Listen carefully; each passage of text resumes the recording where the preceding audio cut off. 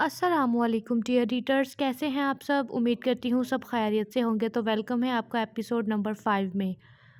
ये जो मैंने लिखा हुआ है ना, इसको ज़रा ध्यान से पढ़ लीजिएगा काइंडली, और वीडियो को ज़रूर लाइक करके जाना, वरना मैंने 2 दिन के बाद एपिसोड अपलोड करनी है।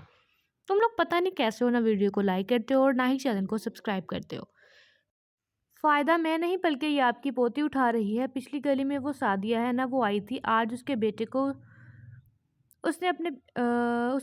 इसने अपने पीछे लगा रखा है और वो इससे शादी करना चाहता है। शक्ल से तो बड़ी मासूम बनती है ना, ये हरकतें देखें ज़रा इसकी।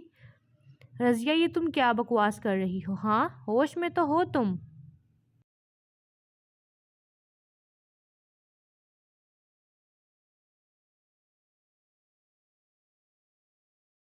जी बिल्कुल, मैं होश में ही ये सब कुछ बोल रही हूँ। अगर मुझ पर यकीन नहीं है तो दाऊद से पूछ लें, उसके सामने ही आई थी वो कुछ देर पहले।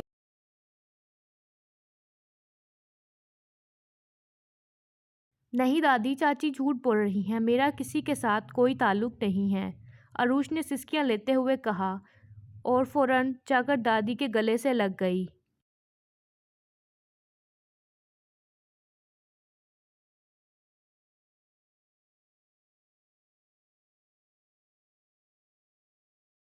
मुझे अपनी बच्ची पर पूरा भरोसा है, ये ऐसा कुछ भी नहीं कर सकती। मैं अच्छे तरीके से जानती हूँ ये सब तुम्हारी ही चाल है। आइंदा अरूश के बारे में अपने मुंह से एक लफ्ज़ मत निकालना, वरना तुम्हारी ज़ुबान खींच लूँगी मैं। दादी अरूश को लेकर कमरे में चली गई। अगर मुझे अंदाज़ा भी होता ना कि इस घर में ये सब कुछ होता है, तो मैं कभी भी यहाँ पर ना आता। अम्मी, मुझे आपसे बिल्कुल भी ये उम्मीद नहीं थी।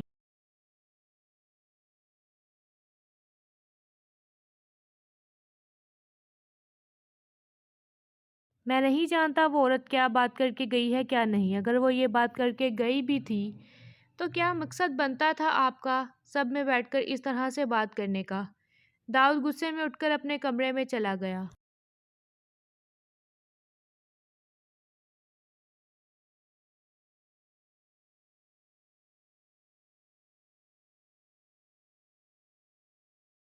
दादी, आप मुझसे जिस चीज़ की मर्ज़ी कसम ले लें, मेरा इस लड़के के साथ कोई ताल्लुक नहीं है। अरूश का रो रो कर बुरा हाल था, आंखें सुर्ख हो गई थी। दादी, अब्बू क्या सोचेंगे मेरे बारे में? कुछ नहीं सोचेगा वो। उसे तुझ पर भरोसा है। तुझ पर तुझसे ज़्यादा भरोसा है। मैं उस रज़िया को अच्छे से जानती हूँ। ये सब वो क्यों कर रही है? क्या फ़ज़ूल में आ गया हूँ मैं यहाँ पर। सोचा था कुछ दिन सुकून के गुजारूंगा घर वालों के साथ, मगर यहाँ तो सिर्फ लड़ाई झगड़े और बेसुकूनी के अलावा कुछ भी नहीं है।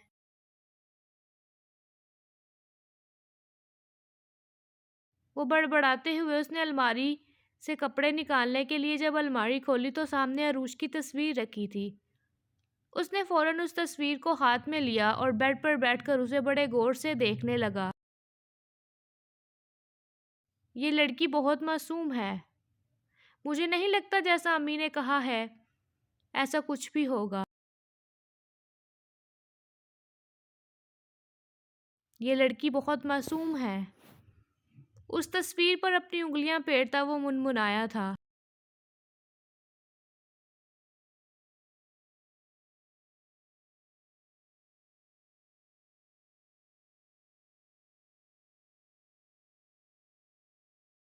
माँ जी, ये रज़िया क्या बोल रही है? उसका दिमाग तो ख़राब नहीं हो गया? मुझे मेरी बेटी पर पूरा भरोसा है, ये अपने बाप की इज़्ज़त में कभी भी कमी नहीं आने देगी। आरिफ साहब सर्द लहजे में बोले। वो पागल है, तुम उसकी बातों पर ध्यान मत दो। ये सब वो जानबूझकर कर रही है ताकि दाऊद और अरूश की शादी ना हो सके। तो माँ जी, मैं तो पहले भी कह चुका हूँ कि हम मांग ही नहीं रहे उनसे रिश्ता।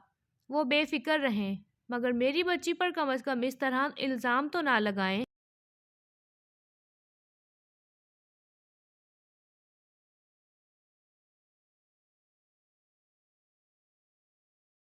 बस आरिफ, अब मैं इस टॉपिक पर कोई बात नहीं करूँगी और ना ही सुनूंगी।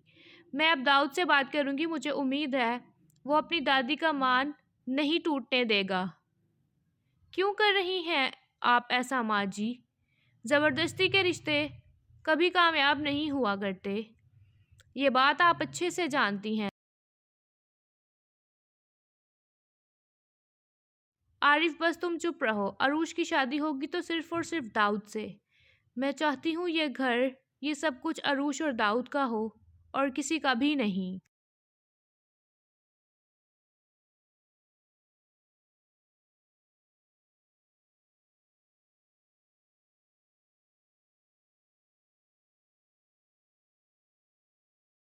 माँ जी बस कर दे। शाम में कुछ लोग आ रहे हैं अरूश को देखने। उसको कह दीजिएगा अच्छे से तैयार होकर उनके सामने जाए। ये कहकर वो अपने कमरे में चले गए।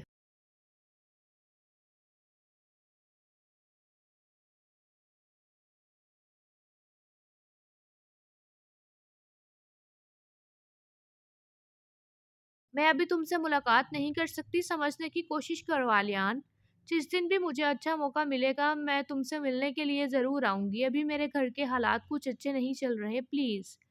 ईमान छत पर एक कोने में खड़ी अपने आशिक से बातें कर रही थी।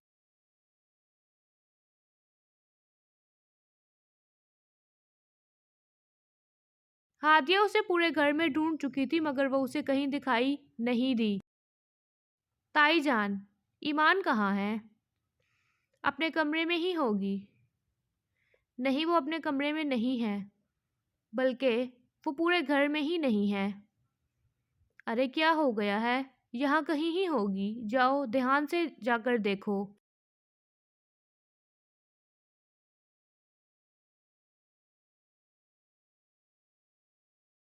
छत पर देखती हूँ कहीं वो छत पर ना गई हो। ये कहती हुई हादिया छत की तरफ गई। छत पर पहुंचकर जब उसने यहाँ वहाँ देखा तो ईमान एक कोने में खड़ी न जाने किससे धीमे लहजे में बात कर रही थी।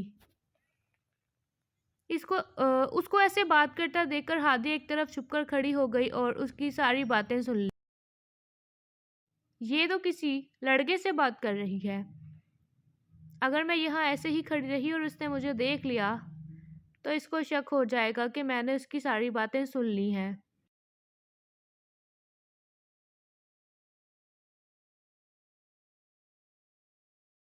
वो फौरन नीचे चली गई। अम्मी क्या हुआ है? ऐसे मुंह बनाकर क्यों बैठी हैं? मुंह बनाकर ना बैठूं तो और क्या करूं? तुम्हारे बाप को तो तुम्हारी कोई फिक्र ही नहीं है। रज़िया को ही देख लो, जिसके साथ मैं इतना करती हूँ, हर काम में उसका साथ देती हूँ, आज कैसे उसने मुझसे मुँह बना लिया है।